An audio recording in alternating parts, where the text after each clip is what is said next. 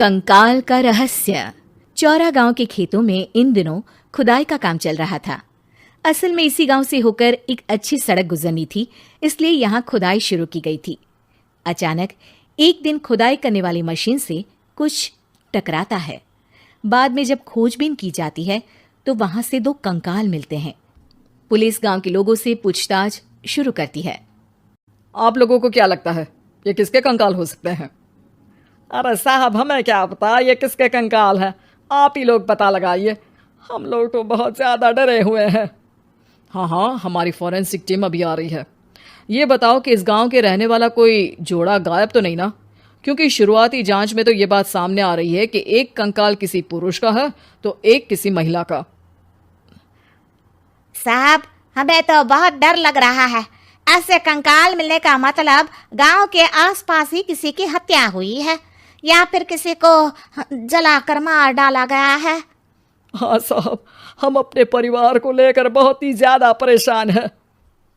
देखिए, आप लोगों की परेशानी हम समझ सकते हैं, लेकिन आप लोगों को पुलिस का सहयोग करना होगा, क्योंकि आपके सहयोग के बगैर हम ये पता नहीं लगा सकते हैं कि आखिर ये किसके कंकाल है और इनकी हत्या किसने की। ठीक है साहब, गांव के लोग आपका पूरा सहयोग करेंगे। हाँ साहब, पूरा सहयोग करेंगे। तो फिर ठीक है, हम अपनी जांच शुरू कर देते हैं। कुछ दिन बाद जांच रिपोर्ट आ जाती है। पता चलता है कि ये कंकाल करीब 20 साल पुराने हैं, यानी 20 साल पहले किसी जोड़े की हत्या कर शव को यहाँ पर दबा दिया गया था। इंस्पेक्टर राघव, ये बताओ कि 20 साल पहले की मर्डर मिस्ट्री क्या आप सुलझ सकती है? हाँ सर, क्यों नहीं। लेकिन अब सबूत और गवाह काफी मिट गए होंगे। मुश्किल तो होगी, लेकिन शायद किसी परिवार को इंसाफ मिल सके। इंस्पेक्टर राघव, आप बिल्कुल सही कह रहे हैं। किसी परिवार को तो इंसाफ मिलेगा ही और किसी को उसके किए की सजा भी मिलेगी। जी सर, मैंने तो जांच शुरू भी कर दी है। 20 साल पहले इस गांव के 2 जोड़े अचानक कहीं गायब हो गए थे। मैंने दोनों ही परिवारों के बाकी के सदस्यों से बातचीत शुरू की तो उन्होंने बताया कि उनके बच्चे शहर गए थे, लेकिन आज तक वापस नहीं लौटे हैं। लेकिन ये दोनों शव किस परिवार के सदस्यों के हैं, ये कैसे पता चल सकेगा? सर, मैंने डीएनए टेस्ट करवा लिया है। आज शाम तक इसकी रिपोर्ट भी आ जाएगी। अच्छा, ठीक है। उसी शाम को सर, डीएनए रिपोर्ट के मुताबिक ये दोनों ही लाशें चौरा गांव के रहने वाले प्रधान सुल्तान सिंह के बेटे और बहू की है। लेकिन इनकी हत्याएं किसने की है, ये कैसे पता लगेगा? इसी का तो पता लगाने की कोशिश में जुटा हूं सर। आज सुल्तान सिंह से मिलने भी जा रहा हूं। मेरा बेटा और बहू तो मेरे लिए सिर्फ यादों में ही रह गए थे। हमें उनकी लाशें तक नहीं मिल सकी थी। आज 20 साल बाद उनके कंकाल मिले हैं। मैं अब किसके लिए जीऊं? लेकिन सर, क्या आपकी किसी से कोई दुश्मनी थी? अपने बेटे बहू की हत्या के लिए आप किसे जिम्मेदार मान रहे हैं? अब मैं किसका नाम बोलूं? मेरी तो किसी से दुश्मनी नहीं थी, बस मेरे बेटे बहू को कोई वापस ला पाता।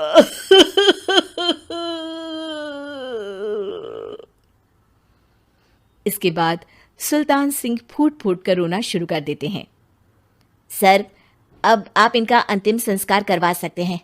कम से कम इनका शरीर ना सही, इनका कंकाल तो आपको मिला है। लेकिन हाँ, अगर आपको कुछ भी याद आए तो जरूर बताइएगा। मेरी तो बेटा अब उम्र हो गई है, लेकिन मेरे बेटे और बहू के हत्यारों का जरूर पता लगाइएगा, क्योंकि जब तक हत्यारे पकड़े नहीं जाएंगे मेरा मन नहीं मानेगा। सर, हमारी पूरी कोशिश रहेगी हत्यारे को पकड़ने की। लेकिन एक बात बताइए, उस वक्त आपको किस पर शक गया था? उस वक्त मेरे एक ड्राइवर को पकड़ा गया था, लेकिन सबूतों के अभाव में उसे छोड़ दिया गया था। अच्छा, और ड्राइवर पर कैसे शक हुआ था? क्योंकि उस दिन ड्राइवर छुट्टी पर था। उस समय लेकिन लाश क्यों नहीं मिल सकी थी? उस वक्त पुलिस ने बहुत कोशिश की थी, लेकिन दोनों की डेड बॉडी नहीं मिल सकी थी। ठीक है, हमारी तफ्तीश चल रही है, मैं फिर आऊंगा। इसके बाद इंस्पेक्टर वहां से चला जाता है और सुल्तान सिंह अपने बेटे और बहू की याद में खो जाते हैं। कुछ दिन बाद सुल्तान सर, एक बात बताइए, जब आपके बेटे बहू की हत्या हुई थी, उसी के आसपास आपके ही गांव का रहने वाला एक और जोड़ा उसी वक्त गायब हो गया था ना? हाँ सर, अलका और अभिषेक, वो भी मेरे बच्चों जैसे ही थे। तो फिर वो कहाँ है? उनका भी आज तक पता नहीं चल सका, लेकिन बताते हैं कि कुछ साल पहले अभिषेक को गांव के ही किसी आदमी ने मुंबई में देखा था, लेकिन फिर वो गायब हो गया। यानी अभिषेक और अलका की हत्या नहीं हुई थी, बल्कि उन्होंने किसी वजह से खुद ही गांव छोड़ दिया था। हाँ हाँ, हो सकता है, क्योंकि अभिषेक मेरे बेटे संतोष का अच्छा दोस्त था और उसका मेरे घर भी आना जाना लगा रहता था।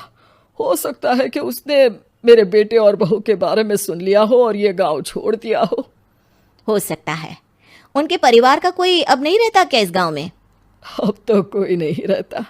एक चाचा थे, लेकिन उन्होंने भी अपना पुश्तैनी मकान बेच दिया है। वो भी अब कहीं शहर में ही बस गए हैं। ओह, अभिषेक और अलका के बारे में भी पता लगाना होगा। हो सकता है कि वही इस हत्या के बारे में कुछ बता सके। हो तो सकता है, लेकिन वो बेचारे तो खुद ही वक्त के मारे थे, वो क्या बताएंगे। फिर भी सर, जब केस दोबारा खुला है तो जांच तो करनी ही पड़ेगी, और इस बार तो लाशें भी बरामद हुई है। कुछ दिन तक लगातार तफ्तीश चलती रही। एक दिन थाने से सुल्तान सिंह को फोन आता है। हाँ, कौन बोल रहा है?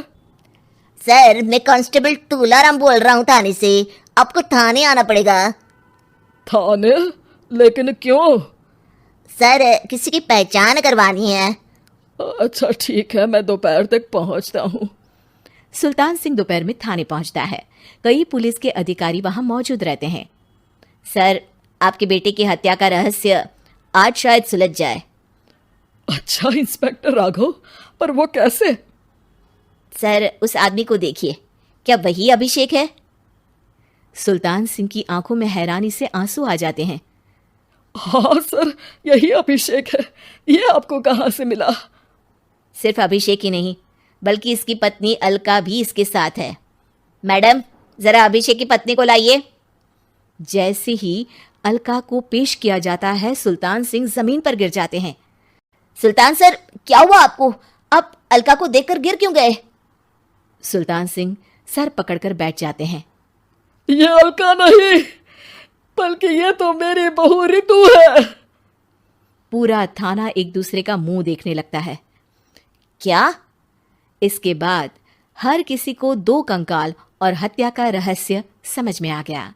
अभिषेक और रितु ने मिलकर संतोष और अलका की हत्या की थी और लाश को जमीन के नीचे दबा दिया था। आज 20 साल बाद इस हत्या का रहस्य खुल सका था कि अवैध प्रेम संबंध में दो मासूमों की जान गई थी।